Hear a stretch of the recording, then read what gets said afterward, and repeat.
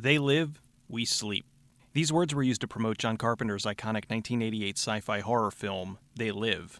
John Carpenter had a string of incredible movies from the 1970s and 80s.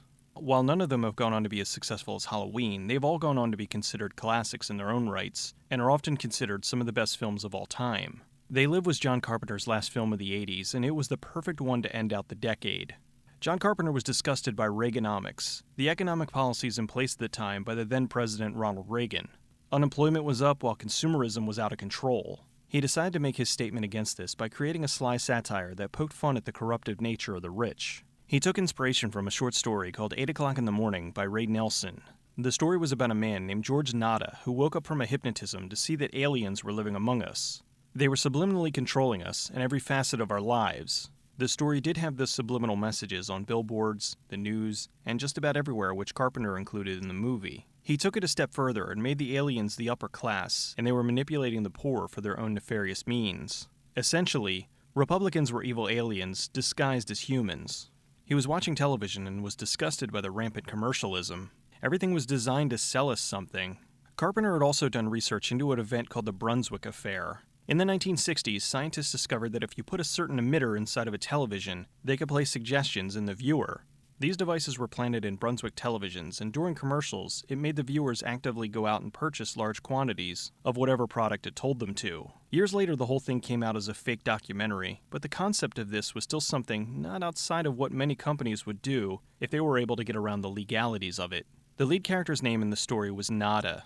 The word nada means nothing in Spanish. Carpenter liked that because he wanted the lead character to be a blank slate, an everyman, as it were. Nada was a homeless drifter who rose to the occasion and spent the duration of the film trying to expose the aliens to the humans who were too stupid to realize that anything was wrong. In the short story, Nada was awakened from the hypnotism, which made him able to see the aliens. For John Carpenter's vision, he came up with the idea of having these special sunglasses made by the human resistance. These glasses, when worn, showed the world in black and white for what it really was. He joked that the aliens were colorizing us as a jab at multimillionaire TV mogul Ted Turner, who was under fire for colorizing classic black and white movies. Carpenter was a big wrestling fan, and in 1987, he met WWF superstar Roddy Piper at WrestleMania 3. He felt Piper was perfect for the role because he had a realness to him beyond the other actors he had looked into. The owner of WWF, Vince McMahon, wanted to start his own film production company, as well as keep control over Piper, so he offered him the same pay as John Carpenter, only for a film under him. McMahon's a notorious egomaniac, and Piper declined, knowing that the movie he'd make under him wouldn't be anywhere near the quality of a movie made with John Carpenter. Just for the record, in 1989, McMahon's first wrestling film was No Holds Barred, starring Hulk Hogan. It cost $8 million and was considered a terrible film. I personally enjoy it, but I like it the way I like Troll 2. They Live cost between $3 to $4 million, half the price of No Holds Barred, and it's considered a beloved classic and one of the best films of the 80s. I think we can all agree he made the right decision. Because Piper turned down McMahon, he was on the outs, and McMahon was looking to get rid of him.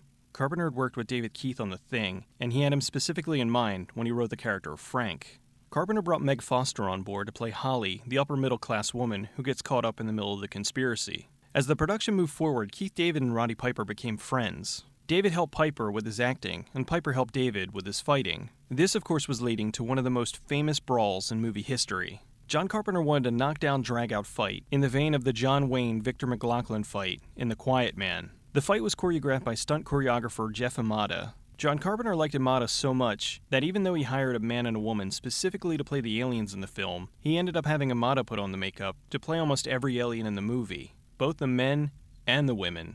Anyway, Imada worked with Piper and David for 3 weeks while they practiced their moves. Carpenter gave Imada complete freedom over the fight choreography, with the exception that the fight had 3 specific wrestling moves.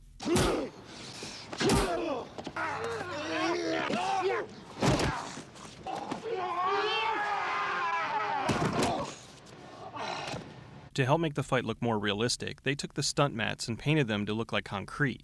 They filmed the brawl, and it ended up being a non-stop 5.5-minute alley fight between the two that time and time again is listed as one of the best movie fights of all time. Years later in an episode of South Park, the characters of Jimmy and Timmy get into a brawl that's almost shot for shot the same as the one in They Live. The 80s were full of larger-than-life, invulnerable action heroes. John Carpenter wanted to make Nada more real, so he showed him taking a beating, and then how much he was bloody and limped around for a nice portion of the film after the fight.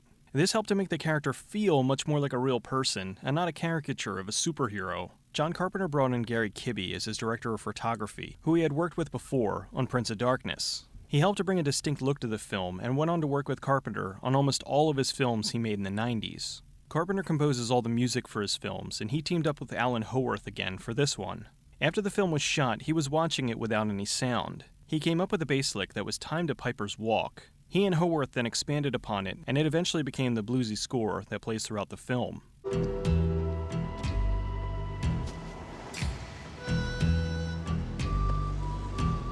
Buck Flower? This guy really is in everything. Sandy King was an associate producer for the film. Carpenter had worked with King on some of his films before, but as a script supervisor. Beyond producing the film, she designed the look of the aliens. There's a part of the film where the hidden speaker is sending out messages.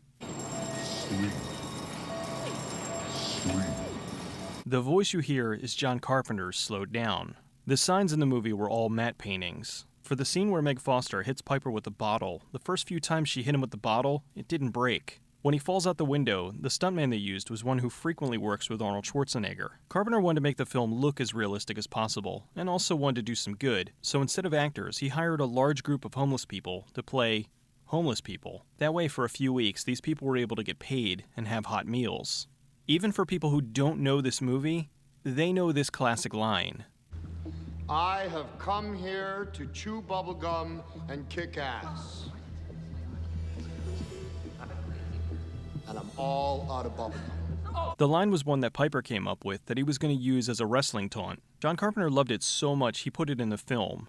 In 1996, in the game Duke Nukem 3D, Duke uses the line, "It's time to kick ass and chew bubble gum, and I'm all out of gum." The alien tunnels in the film are real tunnels under Los Angeles that are used to connect the municipal buildings. With the smaller budget, they weren't able to have multiple days to shoot some of the larger scenes, so action sequences like the police raid had to be filmed in one night. Filming took place primarily in downtown LA, and after 8 weeks of filming, the movie wrapped and moved into post-production. The movie was released into theaters in the fall of 1988, and it opened at #1 at the box office. Piper was the first wrestler to be in a #1 box office picture. The film was such a hit, it elevated Piper's status as a wrestler, and when he returned to the ring, people cheered for him like never before. Even though McMahon planned to get rid of him, he recognized that doing so would be stupid and kept him on for a few more years. In an interview, Piper directly attributed the success of They Live to saving his wrestling career.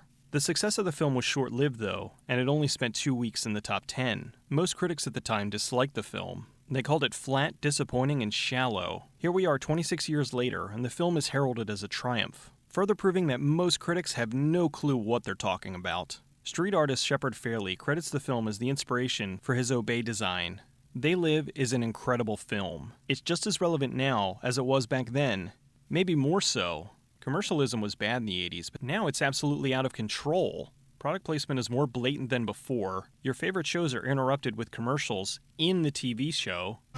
But this Subway sandwich, so uno. Okay, so you're eating these to lose weight. Is that right? It worked for Jared, and that boy was large. But the best thing about it, they make it any way you want it. Check this one. It's sweet onion chicken teriyaki with jalapenos and banana peppers. Now you put that with this, turkey BLT, bam! There's some serious culinary fusion. So how many of these did you order? 5. 5 footlongs. And if you want to watch a movie trailer, you have to watch a commercial before you can watch the movie trailer. So essentially, you have to watch a commercial before you can watch a commercial. If John Carpenter was disgusted by the rampant consumerism in the 80s, he must be out of his mind now. With this country's obsession over empty-headed, talentless socialites that are famous for no other reason than being rich, it's hard not to think that there might be some more sinister things at work here. This is the very definition of a classic movie. It's a film with a message that doesn't let the message become more important than the film. Even though this movie clearly takes place in the 80s, it's one of those movies that becomes timeless. Every director who makes overblown $100 million plus productions needs to watch this movie. It shows how to do a lot with very little. John Carpenter had a production budget that was a fraction of the salaries of most actors today, and was able to make one of the most important, influential sci-fi films of all time. I doubt many of today's overpaid prima donna directors would be able to do the same.